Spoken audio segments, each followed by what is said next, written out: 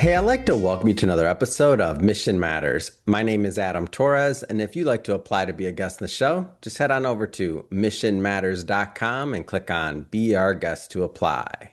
All right, so today's very special episode, we're bringing on Kevin Lee, and he's CEO over at variousventures.com, and he's also another fellow podcast host, and his name of his show is Power Marketing, and it's part of the E-Marketing Association. So we'll talk about that a bit as well today. And this episode is part of our DealFlow Discovery Conference series, where we bring you the best of those that are going to and attended and have and are attending the DealFlow Discovery Conference. This year it'll be in Atlantic City, New Jersey on January 28th and 29th. Still time to get tickets. You can grab tickets at DealFlowDiscoveryConference.com. And for all of you that have been following this series, Kevin's going to be there along with all of the other individuals that I've interviewed, so you get to meet them in person as well. Kevin, welcome to the show. Thanks for having me, Adam. It's a pleasure seeing you again. I was at the DealFlow conference in the past, so great seeing you. Love it. And we're going to get into that and I'll get into the upcoming conference as well. But before we do that, we'll start this episode the way that we start them all, with what we like to call our Mission Matters Minute. So, Kevin, at Mission Matters, our aim and our goal is to amplify stories for entrepreneurs, for executives, for experts. That's what we do. Kevin, what mission matters to you? I mean, in the end, for me, it's all about delivering value as a human. When you Yeah. do that, often the byproduct is money. But I think if Mm, you're delivering value, that's really the key. So that flows across all of my businesses and my nonprofit giving forward mm, is, if I can sort of deliver value, it's good karma and it's good business. mm. Awesome. Love bringing mission-based individuals on the line to share, why they do what they do, how they're doing it, really what we can all learn from that so we all grow together. So good to have you on. So Kevin, you're going to be going this year again. I want to spend a little bit of time. You're going back to the Deal Flow. You were there. You were at the Microcap conference. That's where we initially met a couple years ago. What keeps you coming back? What keeps you coming back? What's unique and special about this conference? But it's an absolutely great group of folks Yeah. across the investor spectrum. And then, it used to be primarily microcaps. They broadened the horizon Yeah. now by including in startups, which is why the team invited me to come and present the various ventures portfolio of companies. I'm going to pick two or three of them and Yeah. present those. So it's really just the quality of the people. I was there earlier, sort of wearing a dual role as an investor because I've invested a bunch. I'm a limited partner in Mhm. five venture capital funds, done a bunch of angel investing. And but we were there doing charity headshots under Giving Yeah. Forward with sponsors and supporting different causes, which is what we do under that umbrella. So happy to be back again this year in a different way than before. This is the first time I'll be presenting to Yeah. investors as opposed to just networking. How'd you get started as an entrepreneur? Where'd that begin for you? Because I want to get into various ventures, but as I've gotten to know you a little bit, I'm like, man, you've been doing all kinds of cool stuff for a long time. But where'd you get started? Oh wow! I mean that requires I go pretty far back, right? Because I guess the first entrepreneurial venture was when I was an undergraduate at Stony Brook University. Hmm. And I was annoyed at the fact that there was nobody doing Chinese food delivery. So I went out to a Chinese food restaurant and said, I have an idea to do Mm-hmm. delivery. And I wanted to do a unified delivery across pizza, Chinese, and a deli because they were all in the same shopping center. So I Yeah. created what I called Deliveries Unlimited and ran that. And it was throwing off so much cash. I stayed as a super senior. By the time I graduated, I paid off all my student loans No doing that way. and taking an extra year. So that was sort of my first entrepreneurial venture. I ended up going on to Yale for grad school and worked in traditional advertising after that, and then went back into entrepreneurship again after Hmm. a few years in advertising. Hmm.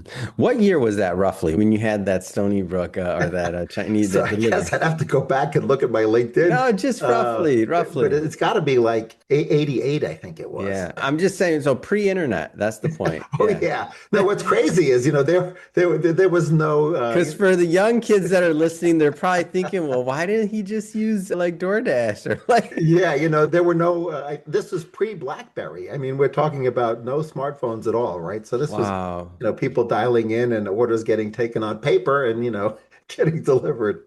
I love it, man. That's amazing. So take me further. So now you're graduate. Now what's next for you? So, I had co-founded a small agency in 94, but then Did It was a Mhm. spin out of that agency. So Did It was in the SEO technology business before Google was even founded. So these are some Wow. names that only folks over a certain age will remember Excite, Alta Vista, Lycos, and Yahoo in its first incarnation when it was a Yeah. directory.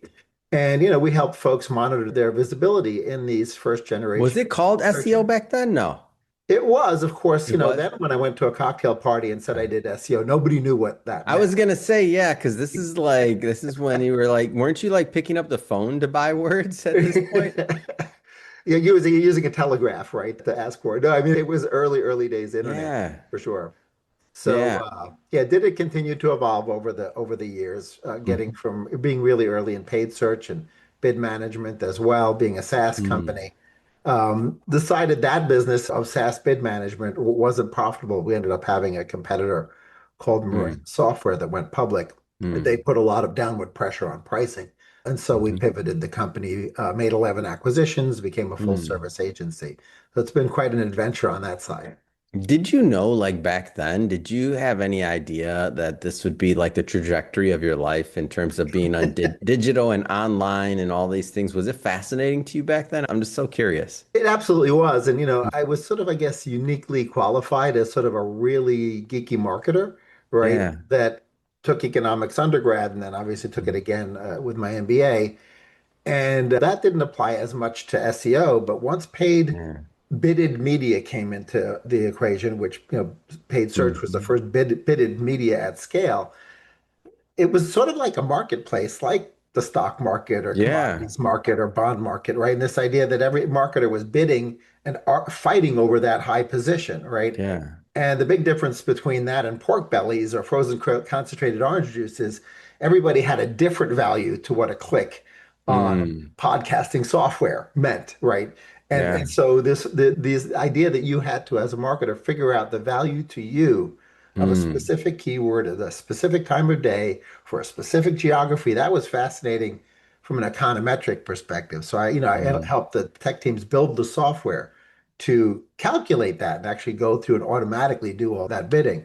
So I Mm. was sort of uniquely suited for the business, and it's morphed over the years. But I could not have predicted where we are now, and I could have not have predicted that SEO would morph into generative engine optimization or answer engine optimization, which is where we are now. Mm. And talk a little bit about that evolution, about like where we are now, because I think you're one of the, and I interview a lot of people, Kevin. So when I say this, I'm being completely serious. Like, I mean, I remember I interviewed a gentleman that was helping like Quicken Loans when they were Rock Financial, like bid for mortgages. They had that term, and that was one of their big ones. I mean, at the beginning of all of this. So I remember like, so I've interviewed a lot of people, and you're one of those people though that are still on that path, so to speak, like because you still on the agency world partially. I know you have other businesses and we're going to talk about your various ventures as well.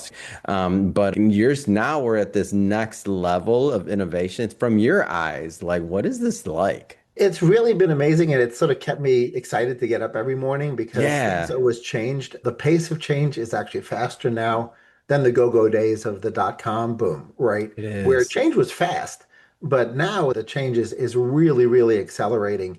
Mm, When you think about the commonality, though, marketers always need to make sure that they're visible, right, and not hmm. invisible. And that became really somewhat unique to search engine marketing because the visibility game pre-internet was, are you in the yellow pages, right? Because that was what people would you may not even know what those And are, before that, it might have been the classifieds yeah, on to your some extent the newspaper. classifieds, And but the before yellow that, it might pages have been at least were your the catalog. It might have been the Sears catalog before that. I don't for know. sure, yeah. I mean, so this idea of people having a problem and then looking to solve that problem, right? Mm, Google and before Google, even Yahoo, right, became the search engines became this place that you could go to try to solve a problem. And that was mm, really unique because when people raise their hand and say that they have a problem, they're in a really unique mindset. They're very open to solving that problem, which is very mm. different than receiving a piece of direct mail that says, I can mow your lawn. Well, I'm already mowing my lawn. Like, Yeah, am I feeling the pressure to change? Not really. But when a yeah. person says, landscaping services and they type it into a search engine, that's the time you want to be in front of them, right? So Hmm. that became a through line across the entire history of Mm. search and now into generative engine optimization being there if somebody uses ChatGPT or Claude or Gemini or Perplexity, right? Yeah. Or Grok. they're asking a question, and if you're a marketer and you were the best solution, but you weren't there, that's a Mm. problem for you, right? As a Yeah. business. And so, all the other marketing that surrounds that, Hmm. in B2B, they might call it demand generation. In B2C, they might call it branding, like buying Super Bowl Hmm. spots and all the other media that you can buy. That's out there, educating Hmm. the consumer on, lawn doctor is a great landscaping service, right? But in Yeah. the end, when the person raises their hand, you want to be there. So Hmm. that's been sort of the constant through line across did its evolution and my evolution as a marketer personally, is Mm. understanding how do you fit your budgeting of human capital and Yeah. advertising capital across all the media choices you have, right? From Mm. search engines, which is harvesting demand, to creating demand if you run out of keywords, right, in paid search, Hmm. which is what happens. And so how does variousventures.com and also like the business side of it outside of your agency and stuff, like how does all of that play or when does that develop? Yeah, I mean, that was really just, I sort of see myself as an inventor, right? I originally thought I was going to be an I entrepreneur. figure that too. Like in my mind, you're like going back to the Chinese food like delivery. You're like, I can do this. And now with all this, I'm like, you just can't help yourself. Continue, please. Yeah, Good exactly. No, start. You can't help yourself. Tell the truth, Kevin. it's a little bit of a compulsion, Yeah. perhaps, and that's why there are so many different You portfolio heard it here companies. first on Mission Matters. Why'd Kevin start all these businesses? Compulsion. No. Because Yeah, he well, wants to. it's if you see a problem, right, Yeah. and you can't find an easy way to solve it, and you Hmm. think you can solve it, then you want to solve it, right? Yeah. It's why people sort of say, "Are you ever going to retire?" You do I'm like, that, Kevin, by the way. Other people don't. Me, I'm like, take your problems elsewhere. I got my own. Go continue. so yeah, I mean that's where various ventures Mm, became a thing, right? So the first platform that I started working on, I mm, had the domain name for a while. I sort of just sat on it. I just liked the domain name. I didn't know what it was going to yeah. be.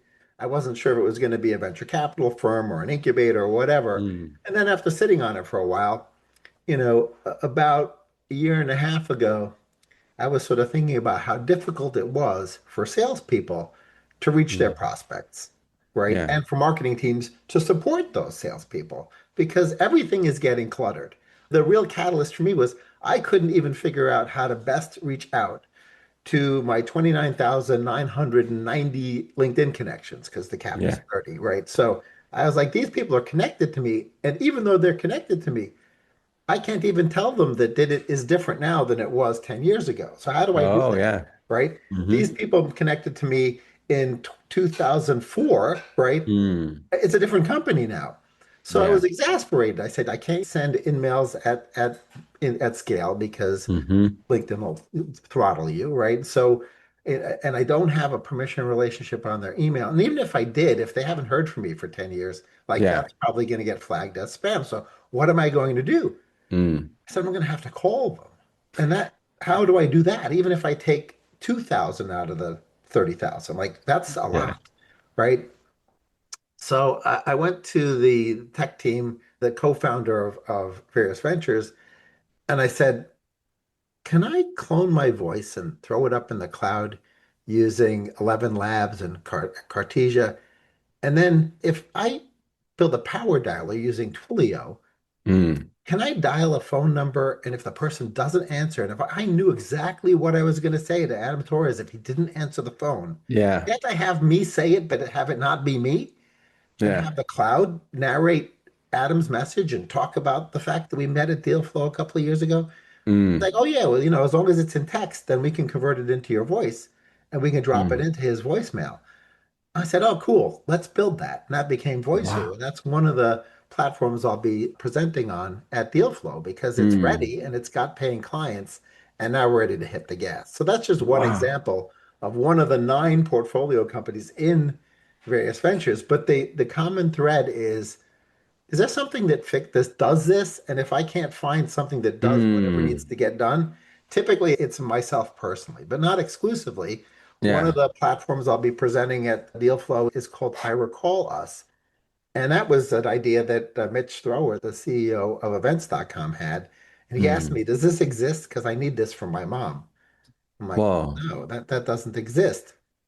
And this was an idea of being able to tag video backstories to a photograph that's in a digital photo album and Mm. chronicle the backstory to each photo in a way that they could be chronologically listed.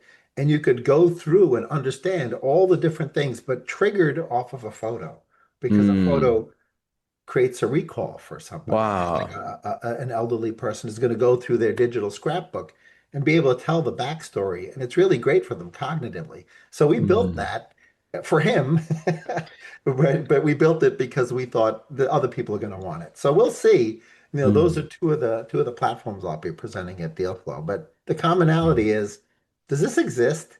The answer Yeah. is no. Okay, then I'll figure out what the TAM is and whether or not people are willing to pay for it and, do the business math. But in Mm. the beginning, it's about a problem that needs a solution. Mm. That's interesting. And I want to talk about the first one a little. I want to make sure I understood the first one better. So the idea would be, and is this specifically for LinkedIn? Because a lot of business people Oh, that no, watch this. this isn't LinkedIn. It's actually just for salespeople, Yeah. right? It was because LinkedIn no longer lets me communicate Yeah. effectively with But I my. mean but I mean, if you were so use case in your example, it could be for any number, right? For any Yeah, person, right? But in your yeah, contacts, but typically. the contacts, do they have to come from LinkedIn or should No, they? no, not at all. Yeah. Matter of fact, most folks, and DealFlow uses it itself, actually, they're a Mm. client. So the DealFlow team, for example, when they're recruiting companies to come present at one of their conferences, they go Yeah. through a list. I don't know if they get it from Zoom Info or Sure. Apollo or Sales Intel. They'll have a list and it'll have a lot of phone numbers. Hmm. Basically, what their sales team does is they call the number. The Yeah, chances of the person answering is about 10% for an unscheduled call. for So sure. 90% of the time it goes to voicemail, and 10% of the time the person answers the phone, in which case the Mm. dialer has a conversation, which is what you really, really want, right? Yeah, Dialing yeah. somebody who's a prospect that you can help, you want to have the conversation. But that happens very rarely, whether Mm. it's real estate or insurance or SaaS software or deal flow trying to fill out presenters in their conference. That Mm. 90% of the time, they know exactly who it is that they're calling and what Yeah. the value proposition is for that individual, but they hyper personalize it.